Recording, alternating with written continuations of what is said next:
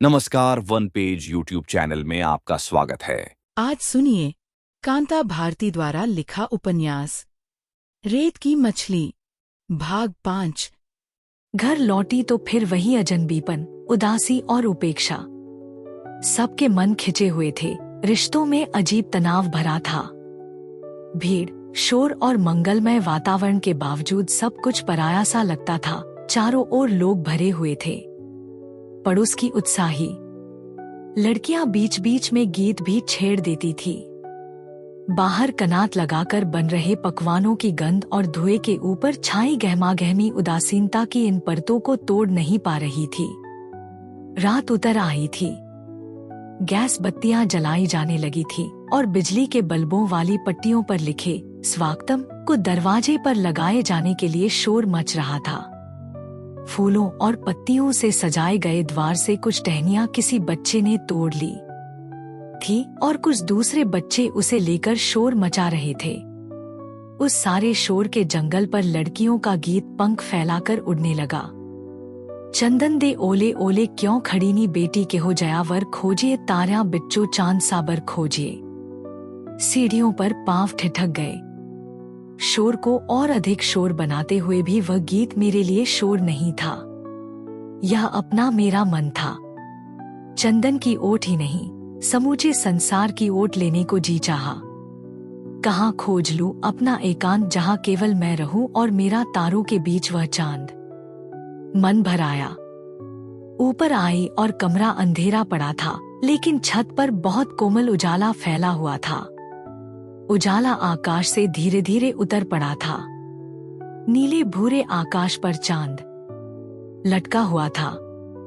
ऐसा लग रहा था जैसे वह कुछ बोलना चाहता है और बोलने के लिए अभी चुपचाप नीचे उतरेगा और नीचे उतरकर मेरे कंधे पर आ बैठेगा, संदेश लाने वाले किसी धवल कपोत की तरह। हवा के हल्के थपेड़ों के साथ नीचे का गीत सुनाई दे रहा था, तारियां किच्चो चांद सा वर खोजिए। एकांत में उभरते अनेक चित्रों में एक चित्र उभर आया आनंद दंपत्ति का। मुझे ऐसा लगा कि उनकी उपेक्षा मेरी अपनी कामनाओं की उपेक्षा है। तारों के बीच चांद की एक खोज का अध्याय लिखा तो उन्होंने ही था, उसके उपसंहार पर उनके बजाय केवल शून्य रख दिया गया। मैं सोच सोच कर थक गई। चांद को छूता हुआ बादलों का एक नन्हा सा टुकड़ा तैरता चला जा रहा था। मेरी आंखों में नींद भर आई थी। अंधेरे कमरे में आई और बिना बत्ती जलाए चुपचाप पलंग पर लेट गई। मन ही मन एक निर्णय और किया कि कल जैसे भी हो आनंद साहब के यहाँ जाना होगा और इस अवहेलना के लिए निजी तौर पर क्षमा मांगनी होगी। अगले दिन आनंद साहब के यहाँ पहुंची तो ऐसा लगा जैसे मैं वहाँ अजनबी हूँ। किसी तरह अंदर गई। स्टडी में आनंद साहब मेज पर झुके हुए लैंप जलाए कुछ लिख रहे थे। मेरी आहट से उन्होंने सिर उठाया और खिल गए। कलम नीचे रखकर एकदम बोले, अरे कुंतल कैसी हो भई? इधर आने की इजाजत कैसे मिल गई? मैंने आभार सहित उन्हें झुककर नमस्कार किया और सामने कुर्सी खींचकर बैठ गई। मेरा मन अब भी आहत और उदास था। मेज पर सिर झुकाए हुए मैंने बताया, अपनी एक सहेली के यहाँ जाने का बहाना करके आई हूँ। पापा ने आपको निमंत्रण नहीं भेजा, इसका मुझे गहरा दुख है। आपसे क्षमा मांगने आई हूँ। सहेली के यहाँ जाने का बहाना करके आने की बात एक क्षण बाद ही कुछ अस्वाभाविक सी लगी। झुके हुए लैंप की रोशनी उनके चेहरे के निचले आधे हिस्से पर पड़ रही थी। ऐसा लगा जैसे वे कुछ अस्थिर हो उठे हैं। मैं कहती रही, मुझे तो बहुत बुरा लगेगा कि ऐसे समय में आप न हो। मेरी आंखें गीली हो आईं। मैंने रुमाल आंखों पर रखा तो अपने वालों पर एक स्पर्श महसूस किया। हाथ आनंद साहब का था। वे बोले, पागल हुई हो कुंतल, हमारा उसमें क्या है? तुम्हें और शोभन को मैं निकट ला सका, यही मेरे मन का आश्वासन है। तुम सुखी रहो। हम सम्मिलित हो या न हो, अंतर क्या पड़ेगा? कहकर वह कुर्सी से उठे और मेरी ओर आ गए। पहला आंसू शायद कठिनाई से निकलता है, किंतु उसके बाद अंतिम आंसू कठिनाई से रुकता भी है। मैं रोती जा रही थी। उन्होंने आतुर होकर मेरा सिर अपनी बाहों में दबा लिया। स्नेह पाकर मन अब खुलकर रो लेना चाहता था। आनंद साहब बोले, पगली तेरा मन चाहा तो हो गया, अब रोने का क्या काम। सच कहता हूं, तुम्हें रोते देखकर मेरा मन टूटता है। मेरे कंधे दबाकर उन्होंने मुझे कुर्सी के तकिए से टिका दिया और जल्दी से उठकर पानी का गिलास ले आए। पानी मुझसे पिया नहीं गया। रुलाई फिर फूट पड़ी। मुझे अपने कंधे की ओर खींचकर सहलाते सहलाते उन्होंने मेरे माथे को हल्के से चूम लिया। हल्की सी एक विरक्ति मन में उभरी, लेकिन दर्द के बहाव में बह गई। उसी तरह सहलाते हुए उन्होंने अचानक मुझे जोर से भींच लिया। मेरी मुंदी आंखें कुछ देख नहीं पाती थी कि सहसा उन्होंने चेहरा अपनी ओर खींचकर मेरे होंठों पर अपने होंठ जमा दिए। नम्र संवेदनाएं अचानक चौंक पड़ी। अज्ञात भय की चिंगारियां क्षण मात्र में मेरे रोम रोम को छू गईं। स्नेह का आश्वासन पलक मारते ही किसी मिट्टी के खोखले खिलौने की तरह टूटा और उसके अंदर से एक घिनौना कीड़ा बाहर आ गया। कमरे की हवा में जैसे ज्वालामुखी के विस्फोट के बाद की तपन और दुर्गंध भर गई। वह घिनौना कीड़ा किसी दुर्दांत पशु की तरह ही आतंकित करता हुआ मुझे निगलने की कोशिश करने लगा। आतंक से भरकर मैं तिलमिला उठी और उससे छूटने की कोशिश में छटपटाने लगी। पशु उन्मत्त हो चुका था। उसके पंजे सहसा घिनौने और कठोर हो आए थे। मुझे लगा जैसे उन पंजों के नाखून मेरी गर्दन और छातियों के पास धंस जाएंगे। मेरी सांस घुट रही थी। उसका पशुबल जाग उठा था और उसने मुझे कुर्सी से खींच लिया था।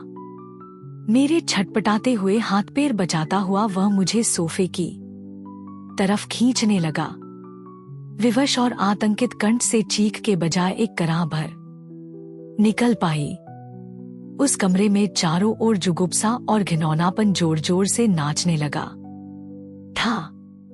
कातर और असहाय होकर मैंने एक बार चारों ओर देखा। इसी बीच उसके ओठ फिर मेरी ओर झुके।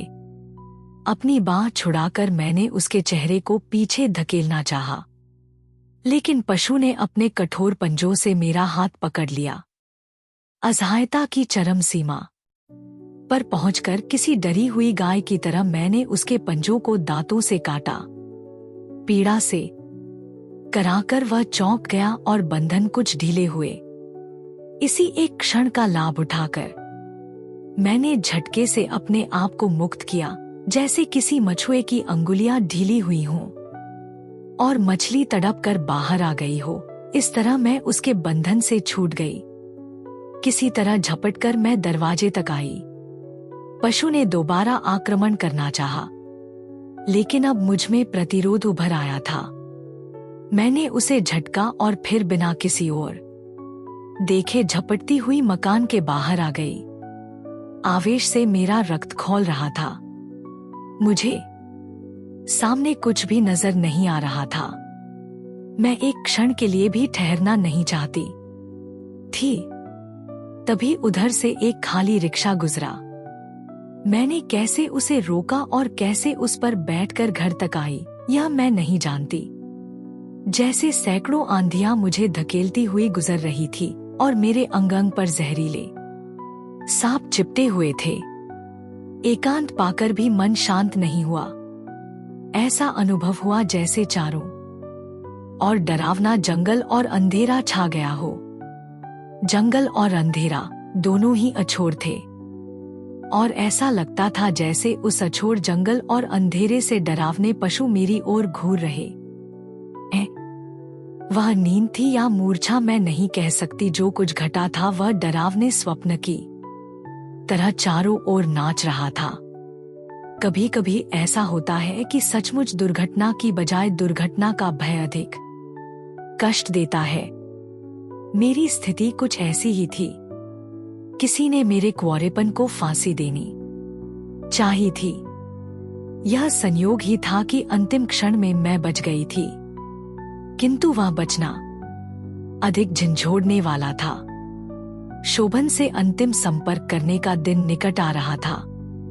सोच नहीं पा रही थी कि कैसे इस सत्य का भी समर्पण कर सकूंगी। क्या सब कुछ उनसे छुपा कर रखना होगा, और क्या यह सब छुपाया जा सकेगा? ज्वालामुखी की तरह क्या यह सब फूट नहीं पड़ेगा? मूर्छा में मानसपटल पर चित्र उभरने लगे। दीदी की शादी के बाद मुरझा गई बंधनवार बदली जा रही है। घर की चहल पहल दोबारा गर्म हो चुकी है। पिछले कमरे में लड़कियों का गीत गूंज रहा है। चंदन दे ओले ओले क्यों खड़ी नी बेटी। दुल्हन चंदन की आड़ में नहीं बल्कि आशंकाओं के जंगल में खोई खड़ी है। मेहंदी लगी हुई हथेलियों में जलन पैदा हो जाती है। लड़कियों का शोर उभरता, लो बारात आ गई, दूल्हा देखो, दूल्हा देखो। चंदन की आड़ में खड़ी दुल्हन को धकेलती हुई लड़कियां बारजे तक ले जाती। ले देख कुंतल, कितने बड़े बड़े लोग तेरी बारात में आए हैं। दूल्हा कितना अच्छा लग रहा है। दूल्हा कहाँ है? दुल्हन की आंखों के सामने जंगल का अछोर अंधकार उभर आता है। जंगल का वह डरावना भय एक क्षण में बदलता है और आकाश तक उठते हुए संगीत का रूप ले लेता है। संगीत में उत्साह भी है और उन्माद भी। बाजे गाजे, रोशनी और कोलाहल के बीच सुनहले आभूषणों से सजी एक घोड़ी धीरे धीरे द्वार की ओर बढ़ती है। कोलाहल में मंगल मंत्रों का एक स्वर भी मिल जाता है। बारजे से चावल और फूल की पत्तियां बरसती हैं और द्वार पर कलश के माथे पर रखा देरा कांपता है, लजाता है। मेहंदी रचित 2 हाथों में लटका हुआ एक रुपहला हार चमक रहा है। शोभन की भावाकुल आंखें उठती हैं और सिर धीरे से झुक जाता है हार का स्वागत करने के लिए। दूल्हा जीम रहा है। शहनाई की धुन वातावरण को गुंजा रही है और लड़कियां गीत गा रही हैं। दृश्यांतर होता है। अगरू, चंदन, कपूर और हवन सामग्री की सुगंध से भरा नीला धुआं हवन की सुनहली लपटों के ऊपर बल खा रहा है। वेद मंत्र गूंज रहे हैं और लाल कपड़ों में सजी हुई एक आशा अपने प्रिय के साथ बंधी हुई 7 फेरे पूरे कर रही रीतियां निभाई जा रही हैं और बाहर शहनाई का स्वर और ऊंचा हो गया है। फिर एक दृश्यांतर। पास पड़ोस के मकानों के बारजों पर लोग जुट आए हैं। एक हृदय विदारक रुदन शहनाई और स्वरों से लिपट रहा है। आंसुओं में पिताजी की कठोर कटुता घुल गई है। शोभन की भी आंखें भीग आई हैं। विदाई के लिए कार तक पहुंचते पहुंचते ऐसा लगता है जैसे करुणा का सागर अपने बांध तोड़ देगा। एक दृश्यांतर और नीले कमरे की सजी हुई खिड़कियों पर नीले पर्दे खींचे हुए बारजे से छन कर आई हवा में रातरानी की गंध घुली हुई है। पलंग पर जहां तहां कुछ फूल बिखरे हैं। सलज्जा सिमटी हुई कुंतल के माथे पर शोभन के होंठ झुकते हैं। संकोच की हरिणी चौंक चौंक उठती है, किंतु उसी एकांत नीले कमरे में आशंका का एक प्राणी आसपास मंडराता है। भयभीत कुंतल सहसा फूटकर रो पड़ती है। शोभन चिंतित हो उठते हैं। वह सोच नहीं पाते कि कैसे आश्वासन दे। संभव है उन्होंने सोचा हो कि यह यातना भरे दिनों का उपसंहार है। वे स्नेहसिक्त बाहों में कुंतल को समेटते हैं। घर की याद आ रही है। कुंतल, नई जगह में जी घबरा रहा है। मैं तो हूं। कुंतल, याद करो कितने संकटों के बाद यह घड़ी आई है। उनके शब्द ठंडे कोमल फूलों की तरह मेरे मन को सहला रहे हैं। लेकिन वह कोमलन शीतल स्पर्श मेरे अंतस के ज्वालामुखी को दबा नहीं पा रहा है। अंतस का ज्वालामुखी उबल रहा है, घुट रहा है, सहा नहीं जा सकेगा यह विस्फोट। अंततः उस विस्फोट को संधि मिल गई। आंसुओं की राह ही फूटकर वन्य पशु की कथा बाहर आ गई। जो कुछ भी उस दिन आनंद साहब के उस कमरे में आनंद साहब के वन्य पशु द्वारा हुआ था, वह सब एक एक कर मैंने शोभन को बताया है। गांठ पर गांठ खुलती जाती है और आंसुओं की जगह खोलता हुआ अपमान बाहर आता जाता है। उस यातनाक था के समाप्त होते ही आंसू फिर उमड़ आते हैं, जैसे दर्द के ज्वालामुखी पर मैं बरस कर धीरे धीरे समाप्त हो जाते हैं और सहर कर मैं देखती हूँ शोभन वहां नहीं है। मैं अस्फुट स्वर में उन्हें पुकारती हूँ, शोभन। ओस के नन्हे नन्हे मोती घास पर गुंथे हुए हैं, जैसे रजत चूर्ण बिखेर दिया गया हो।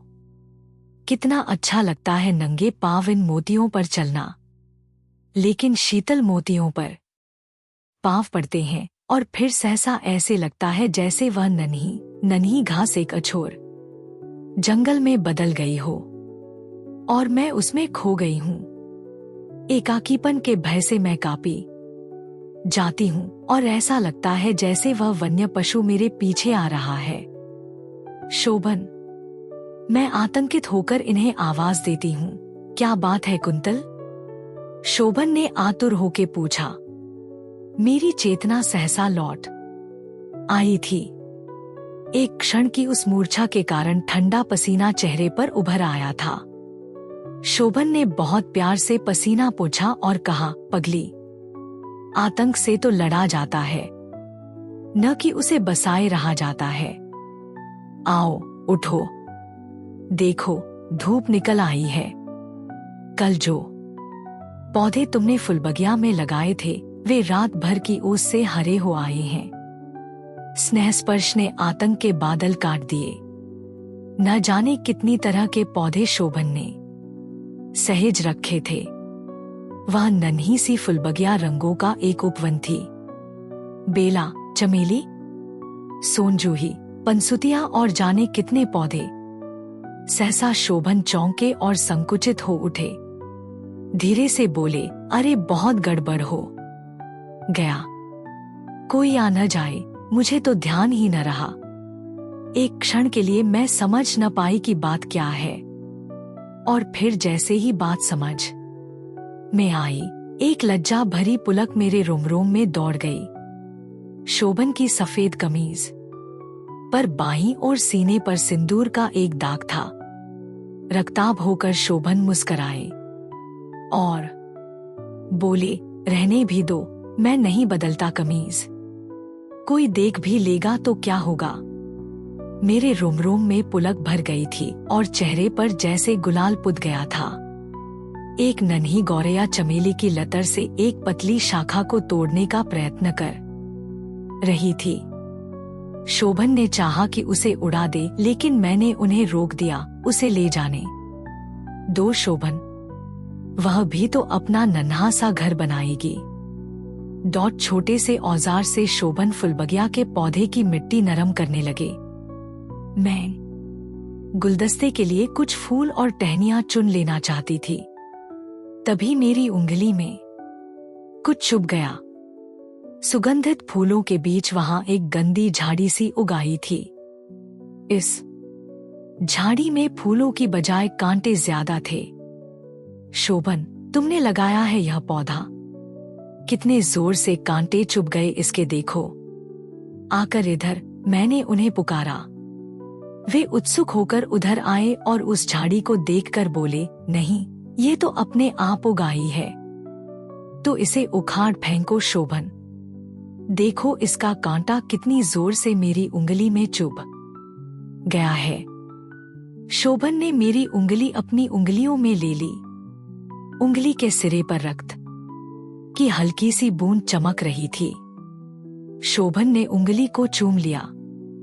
इस जंगली लतर को उखाड़ कर फेंक दो शोभन। उसने उगते ही हाथ बींद कर रख दिया। शोभन ने मिट्टी नरम करने वाला औजार उस जंगली पौधे की ओर बढ़ाया। फिर सहसा रुक गए। मैंने पूछा, क्यों? तुम रुक क्यों गए शोभन?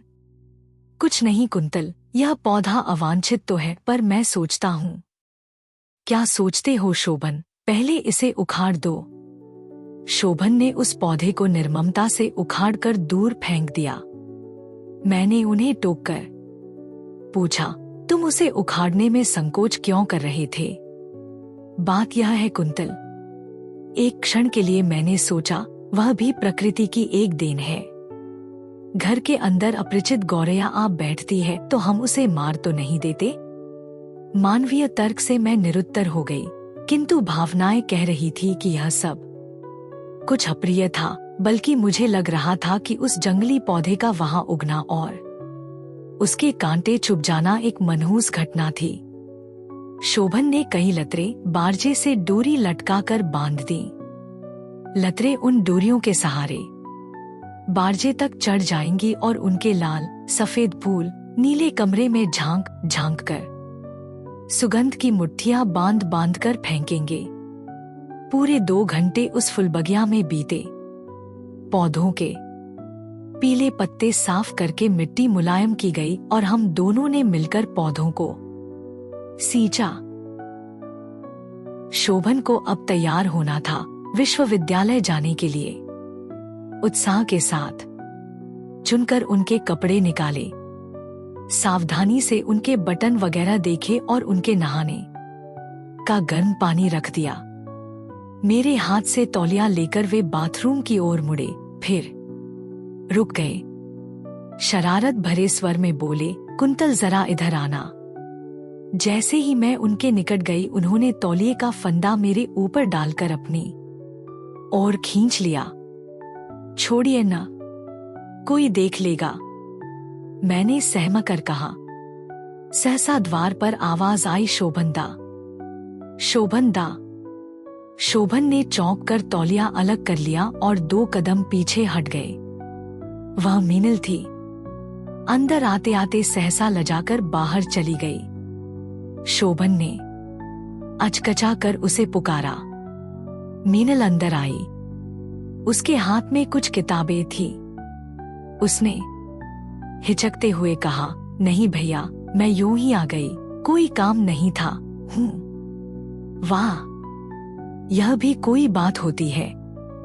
तुम अपनी भाभी से बात करो, मैं नहाए लेता। लेकिन मैंने सोचा आप चले न गए हों, अभी से कैसे चला जाता। आज तो क्लास देर से होती है। खैर तू बैठ, फिर साथ साथ चलेंगे। शोभन बाथरूम गए ही थे कि माँ जी आ गईं। मैंने लजाकर आंचल सिर पर खींच लिया। माँ ने ध्यान से मेरे माथे की ओर देखा और मुस्कुराई। उनकी आंखों में स्नेह का सागर उमड़ आया। वे बोली, बहू तू कपड़ा तो बदल ले। मीनल भी क्या सोचेगी कि माँ अपनी बहू का ध्यान नहीं रखती। मैं कपड़े बदलने ऊपर चली आई। तनमन में मान भरा हुआ था। पशु का आतंक धुल चुका था और सुख संतोष का सरोवर भर गया था। कामिनी के फूलों की सुगंध नीले कमरे में अभी भरी हुई थी।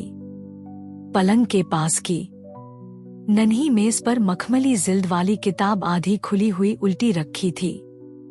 पलंग के पास आई तो एक क्षण के लिए कामिनी की गंध में खो गई। पलंग पर बिछी हुई आसमानी चादर मन के आलोड़न की तरह लहरों से भरी हुई थी। सहज प्रतिक्रिया वश हाथ आगे बने कि उन लहरों को समतल कर दिया जाए, पर रुक गए। चादर पर कामिनी के फूल जहां तहां बिखरे थे। उनकी उज्ज्वलता धुंधली पड़ गई थी और पंखुड़ियों की कोरों पर पीला कत्थई रंग चढ़ गया था। फूल बटोरकर अंजुली से भर लिए। अंतस में रेशमी गुदगुदी सी भर गई। फूल एक लघुकथा के ऐसे अक्षर थे जिनका उपयोग हो चुका था। उन्हें कामनाओं के जिस आवेग ने मसला था उसकी कथा उन फूलों में अभी उनकी गंध की तरह शेष थी। फूल फेंके नहीं गए, उन्हें सावधानी से नन्ही सी मेज पर रख दिया जहां वह मखमल से मढ़ी किताब आदि खुली पड़ी हुई थी। माथे पर उसने होठों की गुलाबी आंख का स्पर्श किया। वह गुलाबी स्पर्श नसों को गुदगुदा गया। मैं क्षण भर को अपने आप को भूल गई। मेरे रेशमी परिधान को गुदगुदाते हुए स्पर्श, वक्ष में समाती हुई अलभ्य गरमाई और उसका जादू मुझ पर छा गया। अंग अंग में सुबह की शबन भरने लगी। उनके माथे पर उतर आए बालों में उलझी हुई उंगलियां, खुले पृष्ठ के ये शब्द मैंने अपने आंचल में समेट लिए। सहसा मुझे याद आया कि मुझे कपड़े बदलने हैं। भावुकता के लोक से यथार्थ की और लौटकर मैंने जल्दी जल्दी अपने कपड़ों को उलट-पलट कर देखा। नीले रंग की ही एक साड़ी निकालकर पहने हुए कपड़े बदलने लगी। साड़ी उतारकर पलंग पर किसी वृक्ष से छूटी हुई लता की तरह रखने के बाद मैंने सहमकर लज्जावश आसपास देखा। वहां कोई नहीं था। बालकनी के दरवाजे के बाहर फैली जूही की लता का एक नन्हा अंकुर जैसे शरारत से अंदर की ओर झांक रहा था। मेरे ठीक सामने उर्सी हुई चादर वाले पलंग के उस पार नन्ही सी ड्रेसिंग टेबल का दर्पण मुझे घूर रहा था। संकोच की एक लहर मेरी शिराओं में दौड़ गई। अंदर की ओर के दरवाजे पर लगा हुआ पदों चुपचाप स्थिर प्रहरी जैसा निस्संग लग रहा था। दूसरी साड़ी की तह मैंने सावधानी से खोली और उसका आंचल कंधे पर ले लिया। एक बार मन में आया कि दर्पण के सामने से हट जाऊं। दर्पण पराया न होकर भी जैसे मेरे एकांत का साक्षी था। कंधे पर पड़े आंचल के नीचे जो कुछ अनावृत हुआ, उसकी स्निग्ध धवलता में नन्हे नन्हे दो नील स्मृति चिन्ह किसी शरारत की तरह मुझे गुदगुदा गए। बाएं कंधे के नीचे बने हुए दो नील चिन्ह दो पल के लिए मैं आसक्त आंखों देखती रह गई। तभी मैं चौंक कर लगभग चीख पड़ी। साड़ी का वह झीना आरक्षण कंधे पर से खिंचता हुआ दूर चला गया। दो बाहों ने मुझे घेर लिया। किसी गौरैया की तरह मैं तड़पी लेकिन बाहों से छूट नहीं पाई। वे बाहें शोभन की थी। उन्होंने मुझे खींचकर चूम लिया। मेरा चेहरा आरक्त हो आया। लाल चबरी स्निग्ध आंखों से उन्होंने मुझे देखा। मैं संकोच से कांप भर ही सकी थी कि उन्होंने उरोजों की संधि के बीच चुंबन अंकित कर दिया। बाएं हाथ से मुझे संभाले हुए उन्होंने दाहिने हाथ की तर्ज से उन नील चिन्हों को बड़े प्यार से छुआ और होंठों ही होंठों बोले, विहाय सा हारमहार्य निश्चया विलोल यष्टि प्रविलुप्त चंदनन बबंद बालारुण बभ्रू वल्कलन पयोध्रुतसेद विशीर्ण संहतिया। एक कालिदास की पार्वती ने कठोर वल्कल से चिन्ह बना लिया था। तुमने यह चिन्ह कैसे बनाया कुंतल? शोभन ने कहा और मेरी ओर झुकाए। मेरे होठों में कंपन हुआ लेकिन लज्जा भरे शब्द कंठ से बाहर नहीं आए। शोभन ने मंद स्वर में फिर, ठहरो, नील चिन्ह केवल एक ओर ही अच्छे नहीं लगेंगे, इन्हें दूसरी ओर भी उभर आने दो, कहा। उनका चेहरा मेरे कंधे के करीब आया। उनके होंठों का स्पर्श हुआ और फिर सहसा एक चीत्कार मेरे होंठों से बरबस ही फूट गया। शोभन ने दूसरे कंधे के नीचे भी वैसे ही चिन्ह अंकित कर दिए थे। मैं खड़ी नहीं रह पाई, उनकी बाहों में लता की तरह झूल गई। मुझे लगभग उठाकर उन्होंने सलवट भरे उस पलंग पर डाल दिया। कामनाओं के उस जंगल में पक्षियों का एक जोड़ा भटक गया। निकटता के अतिरिक्त दूसरा विकल्प नहीं था। विवश ही दो शरीर आवेग के उस सरोवर में डूब गए। हल्की सी हवा का एक झोंका बाहर बालकनी की ओर जैसे एक थपकी दे गया। चौंक कर शोभन अलग हुए। उन्होंने इधर उधर देखा। वहां कोई नहीं था। मेरी ओर देखकर वो फिर मुस्कराए। जब मैं नीचे आई, लाज के वे रक्ताब बादल चेहरे पर घिरे हुए थे। प्रयत्न के बाद भी मैं सहज नहीं हो पाई। मीनल नीचे फुलबगिया में थी। उसके पास तक जाने के पहले एक बार फिर अपनी लाज को समेटना पड़ा। निकट पहुंची तो पाया कि मीनल बेले और गुलाब की झाड़ियों के बीच उगे उस कांटेदार जंगली पौधे को घूर रही थी। अरे यह ऐसे ही उग आया मीनल। जाने कितनी बार मैंने इसे उखाड़ कर फेंका, लेकिन ये फिर वहीं उगाता है, मैंने कहा। मीनल हंसने लगी और मुझे ऐसा लगा कि उसे इस बात की तनिक भी परवाह नहीं हुई। शोभन तैयार होकर बाहर आ गए। उन्होंने आवाज दी, आओ मीनल चले। बहुत देर प्रतीक्षा करनी पड़ी न। शोभन मेरी ओर हल्के से मुस्कराकर चले गए। मीनल भी चली गई। मैं बेले और गुलाब के बीच उगे उस जंगली पौधे को घूरती खड़ी रह गई। हवा और धूप से बेखबर उलझी हुई उन झाड़ियों के बीच उगा यह कांटेदार जंगली पौधों मेरे दिमाग से उतरता नहीं। कमरे में बेले, चमेली और जूही के फूलों की गंध भरती है तो साथ ही उंगली में जहां उस जंगली पौधे का कांटा चुभा था, वहीं एक टॉस पैदा होती। बेले और गुलाब की उलझी हुई शाखाओं के बीच यह गलत पौधा बार बार उगाता था। कितनी बार मैंने उसे उखाड़कर फेंका था। मुझे ऐसा लगता जैसे वह पौधा धूर्त और जिद्दी हो गया था। शोभन से शिकायत करती तो वह मुस्करा उठते थे और मन में कभी कभी आशंका उठती है कि उस पौधे के उगने के जिम्मेदार शोभन है। शोभन शाम को बहुत देर से लौटे तो थके हुए भी थे। पता चला कि सारे दिन व्यस्त रहे थे। उनका सिर भी कुछ भारी था। खाना खाने के बाद लेटे तो मैंने देखा कि उनकी मुस्कुराहट में क्लांति है। कितनी मेहनत करते हैं, मैंने मन में सोचा और धीरे धीरे उनका सिर सहलाने लगी। अचानक उन्होंने कहा, मीनल के भाई की शादी है लखनऊ में। उसने निमंत्रण दिया है, दोनों को बुलाया है। मैं सोचता हूं तुम हो आओ।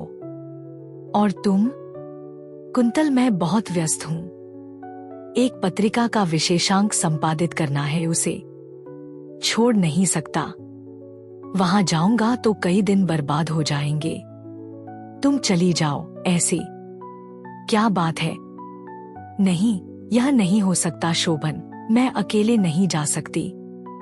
किंतु दूसरे दिन मीनल स्वयं आ धमकी। मैंने जब उससे कहा कि शोभन नहीं जाएंगे इसलिए मैं भी नहीं जा सकती, तब वह उदास हो आई।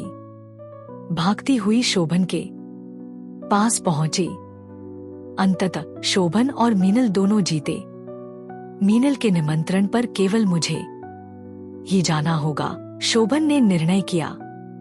शोभन का निर्णय था, उसे टाला नहीं जा सकता था। या यह कहूं कि टालने का साहस ना बटोर सको। बेमन दो चार कपड़े एक छोटे से अटैची में रखे।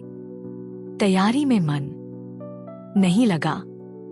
कभी घर इनको अकेले छोड़ा नहीं था। मन थोड़ा छोटा होने लगा। हार कर दोबारा शोभन के पास गई। मैं तुम्हारे भी कपड़े रख रही हूं, 1-2 दिन के लिए चलना क्या मुश्किल है, थोड़ा चेंज हो जाएगा। तुम हो आओ, बात मानो, उन्होंने दृढ़ होकर कहा। इस दृढ़ता का अर्थ ठीक ठीक समझ में नहीं आया। मन उदास हो गया। भारी मन से मैंने कहा, फिर रहने दो शोभन, मैं भी नहीं जाती। उनका निर्णय नहीं टला, मेरा टल गया। रात को लखनऊ जाने वाली गाड़ी पर बैठाने के बाद प्लेटफॉर्म की भीड़ में दूर होते जाते शोभन के हिलते हुए रुमाल को मैंने देखा तो जाने कैसा कैसा लगने लगा उड़कर उस रुमाल को छू लूं। लेकिन ट्रेन हिलते हुए रुमाल वाले उस जाने पहचाने प्लेटफॉर्म से बाहर लाल पीली हरी बत्तियों से भरे अंधेरे में निकल आई। बहुत देर तक शहर की दूर होती जाती बत्तियां और वे लाल पीलीहरी रोशनी के धब्बे धूमिल पड़ते देखती रही।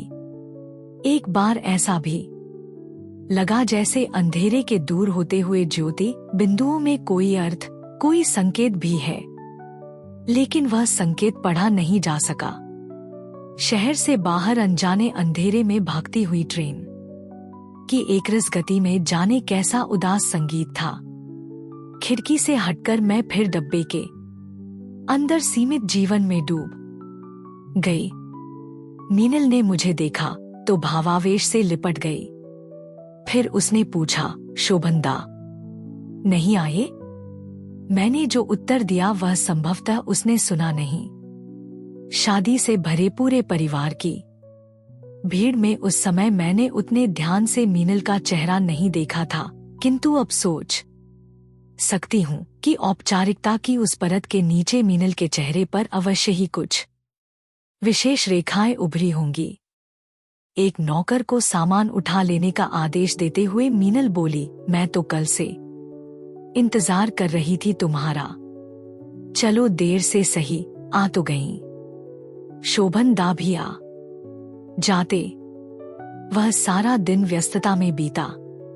विवाह की रस्में निभाई जाती रहीं और गाने बजाने से लेकर हंसने खाने तक सारा दिन कैसे बीत गया पता ही न चला। मीनल ने बिल्कुल एकांत कमरे में मेरे सोने का प्रबंध किया था। एकांत में आते ही बीतने वाले क्षणों की अवधि लंबी हो गई। बार बार उनकी बाहों का कसाव याद आ जाता। नीले कमरे में झांकती हुई रातरानी की टहनी आंखों के सामने तैर जाती। कब सोई यह पता नहीं। दूसरे दिन अभी नहाकर मैंने कपड़े बदले ही थे कि मीनल पुलक से भरी हुई अंदर आई। कुंतल बोलो मेरे हाथ में क्या है? जाने कितने अनुमान लगाए लेकिन सब गलत। सच तो यह है कि यदि एक भी अनुमान मैं ठीक लगा सकी होती तो यह कथा किसी और ही रूप में लिखी गई होती। बहुत खिजाने के बाद मीनल ने मुझे जो दिया उसका अनुमान सचमुच मैं नहीं लगा सकती थी, और यही कारण है कि उसे पाकर मुझे गहरा सुखद आश्चर्य हुआ था। वह शोभन का पत्र था। संभवतः उसी रात लिखा गया था जिस रात मैंने प्लेटफॉर्म पर लगातार दूर होता हुआ उनका रुमाल देखा था। मुझे लगा जैसे वह रुमाल ही उड़ता हुआ हाथों में आ गिरा हो। मीनल को उसी क्षण किसी ने नीचे बुलाया। मुझे बहुत अच्छा लगा कि एक सहज एकांत अनायास मिल गया। वह पत्र अभी ठीक उन्हीं तहों में कागजों के बीच मिला था। ऊपर की परतों का रंग हल्का हल्का सा उतर चुका था। कोने थोड़े से घिस गए थे, लेकिन पत्र के अक्षर ज्यों के त्यों ठीक वैसे ही जैसे उस क्षण दिखे थे बने रहे। कुंतो ट्रेन जब चली और खिड़की से बाहर नीचे लटका हुआ तुम्हारा हाथ विदा की मुद्रा में किसी बिंधे हुए पक्षी के पंख की तरह फड़फड़ाने लगा तो अकस्मात मेरा मन बिलखने सा लगा। मैं जानता हूं कि इस बार मैं जरा सा तुम्हें मना करता तो तुम लखनऊ जाना रोक सकती थी, लेकिन मैं जानता था कि इधर मैं जिस मना स्थिति में था उसमें मैं तुम्हें बार बार दुखी करता, और मीनल, केवल मीनल इस समय तुम्हें संभालने में समर्थ है। मेरा सारा मोह बार बार कहता था कि मैं तुम्हें रोक लूं, पर पिछले 1 महीने मीनल के जो पत्र कलकत्ते से आए उनके कारण तुम बेहद थक कर चूर हो चुकी थी, और मेरा यह अंतर्मंथन भी तुम्हें झेलना पड़ता तो तुम निश्चित ही बीमार पड़ जाती। लेकिन तुम सामने थी ना, तो मेरी वहवलता भी मानो मछली हुई थी। ज्यों ही ट्रेन चली और मैं अकेले रह गया कि मुझे लगा कि जैसे कुछ भी तो नहीं हुआ। मुझे ट्रेन चली गई, प्लेटफॉर्म खाली रह गया और मैं डाल से डाल में अटक कर गिरते हुए पीले पत्ते की तरह ठहर ठहर कर गेट की ओर बढ़ने लगा। गाड़ी निकाली, कॉफी हाउस आया, एक प्याला कॉफी पी, इतने में मानिक मिले। मानिक ने कहा कि जबलपुर से चंदन बिबिया के पति आए हैं। बिबिया को कुछ ऑपरेशन होने वाला है, खतरनाक सा। मैं बहुत चिंतित हुआ। तुरंत गाड़ी भगाता हुआ अस्पताल पहुंचा। कहीं कुछ न था। बिजिया प्रसन्न थी और मुझे देखकर खिल उठी थी। चुपचाप अकेली पड़ी थी। बड़ी भाभी उनका सिर दाब रही थी। बगल में पालने में बच्चा पड़ा था। बच्चे की कलाई में एक चूड़ी पड़ी थी जिस पर उसके पिता का नाम लिखा था। बिबिया मुझे देखते ही बोली, कहो कुंतल के गुलाब, तुम्हारी पटरानी कहाँ है? हमने जब बताया कि महाराज हर्षवर्धन की महारानी को महाराज हर्षवर्धन की प्यारी बहन राज्यश्री भगा ले गई तो बिबिया और भी प्रसन्न हुई। जब मैंने बताया कि उनकी मीनल के लिए एक लड़का जबलपुर में देखा गया है और वो सबको पसंद आया है, तब बिबिया और भी पुलकित हुई। बोली, हमसे मिलने कुंतल कभी जबलपुर नहीं आई, पर अब अपनी प्राणप्रिया सखी से मिलने जबलपुर आएंगी। कुंतल पर तो उनकी प्राणप्रिया सखी का अधिकार है, वह उसके पास ठहरेगी, पर मेरा अत्यंत लोभी तथा झूठा भाई मुझे छोड़कर कहाँ ठहरेगा। अस्पताल में शाम हो गई थी। मैं लौटा तो सिविल लाइंस में परेश भैया, उनकी पत्नी और चुन्नी बीबी मिल गए। सभी बहुत जिद करते रहे साथ चलने को, पर मैं नहीं आया। बहुत इच्छा थी अस्पताल से सीधा घर जाऊं और संतोला से मिलूं, पर नहीं गया। और बस ख्याल आते ही पता नहीं क्यों मनस्थित जो हल्की हुई थी फिर बेहद भारी हो गई। इस स्थिति में देव बाबू से भेंट हुई। चांद निकल आया था और मैं अजब से मूड में था। बेहद अकेलापन मुझे लग रहा था और मुझे बेहद याद आ रही थी मीनल और बेहद याद आ रही थी कुंतल। तमाम इधर उधर की बातें करने के बाद देव बाबू को इस बात का पता नहीं कैसे आभास लग गया कि मैं अंदर से बहुत सुस्त हूँ। उसने तुरंत पूछा, कुंतल अपनी सखी के साथ चली गई है क्या? मैंने बताया हाँ, तो देव बाबू रात 11:30 बजे तक मेरे साथ टहलता रहा और बहुत सी बातें होती रहीं। अपने सुस्त और उदास होने कि कितने झूठ-मूठ के कारण मैंने उसे बताए होंगे। लौटकर आया तो इतना थक चुका था कि कह नहीं सकता। अन्ना किरेनिना के 25-30 पृष्ठ पढ़े और सो गया। रात को बेहद ठंड थी, पर गहरी नींद आई। सुबह 5 बजे ही नींद खुल गई। उठा, मुंह हाथ धोया, सोचा डायरी लिखूं, पर नहीं लिखी। 7 बजते मोटर स्टार्ट की और चल दिया। कहाँ मुझे नहीं मालूम था। बस गाड़ी चलती जा रही थी और मैं दरवाजे से टिका शिथिल बैठा था। गाड़ी कानपुर रोड पर चली, खुशरोबाग रोड पर चली, चौक की ओर मुड़ी, खुलदाबाद के दोनों फाटक पार किए और डफरिन अस्पताल के गेट में मुड़ गई। पर इस समय मरीजों से मिलने का समय तो है नहीं। मैं करूंगा क्या? और बिबिया के पास सुशीला इधर क्यों आई? अभी तो कल शाम को मिलकर गया हूं। इस समय मिल ही नहीं सकता। मिलूंगा भी तो बात क्या करूंगा? पर अस्पताल के अंदर बेवक्त गाड़ी लाकर लौटा ले जाने से भी तो कोई लाभ नहीं। मैं बिबिया के बेड की ओर बढ़ा तो देखा बिबिया चादर ओढ़े पड़ी थी। देखते ही मधुर मुस्काई, बोली, पास आओ। पास जाने पर बहुत धीमी आवाज में बोली, कहो शोभन, कुंतल चली गई तो अब सुबह उठकर चाय पीने चले आए हो?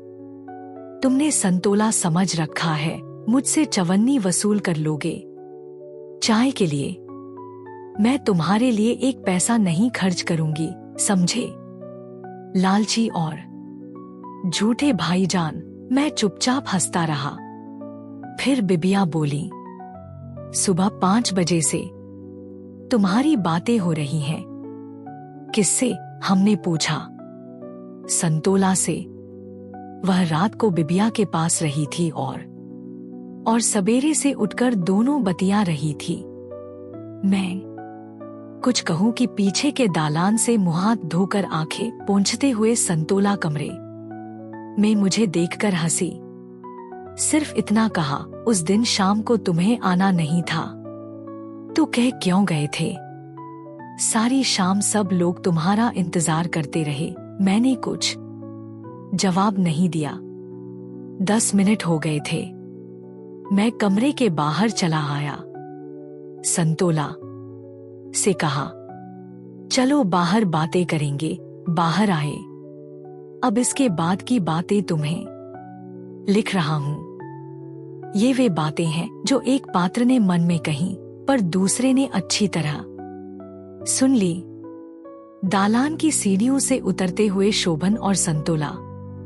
संतोला ने कहा, कहो शोभन। कुंतल गई तो अब फुर्सत मिलने लगी। जानती हूं कि उसमें डूब गए हो। शोभन, नहीं संतोला, मैं बहुत अभिशप्त हूं। डूब पाता कहीं किसी में पूरी तरह तो बहुत चैन मिलती। बहुत कुछ उसमें डूब चुका है पर कुछ नहीं डूबा तो नहीं डूबा। नहीं संतो, इस बार जानबूझकर मैं कमाया। संतोला, अच्छा किया। ज्यादा आकर भी क्या होता, फुर्सत भी तो नहीं मिलती बात करने की। और अब बात भी क्या करनी है कुछ? शोभन, हाँ, एक बात और करनी है। सुनो संतोला, बहुत कुछ जो मुझ में मर चुका था उसे लगता है फिर से जिलाने के लिए। यम के सामने एक यमिया खड़ी हुई। मैं मरना नहीं चाहता संतोला, फिर से जीना चाहता हूं। लेकिन फिर से जिलाकर कोई मरने को छोड़ दे, यह भी मैं नहीं चाहता। नहीं, मैं मरना नहीं चाहता, नहीं चाहता। पर क्या इस बार सचमुच अमृत मिल सकेगा? क्या जो होंठों से लगा वह अमृत है? संतोला जैसे मेरे मन का भाव समझ जाती है। बहुत ममता से डूबी हुई आवाज में पूछती है, संतोला, क्या बात करनी है शोभन? बोले, अच्छा, आज बातें करेंगे। मैं भी तो चाहती हूं तुम जियो। मैं तो अब कुछ नहीं कर सकती पर चाहती हूं कोई संपूर्णत जिला दे। कुंतल ने जितना किया, क्या उसके लिए मैं उसकी आभारी नहीं हूं? पर जो दूसरा अंश अब भी धीरे धीरे मर रहा है, उसे कोई जिला दे तो मेरी अंतरात्मा पर थोड़ा और बोझ है, उससे भी मुझे मुक्ति मिलेगी क्या? आगे की कहानी सुनने के लिए चैनल को सब्सक्राइब करें और बेल आइकॉन को ऑल पर सेट कर ले। हम जल्द लौटेंगे। धन्यवाद।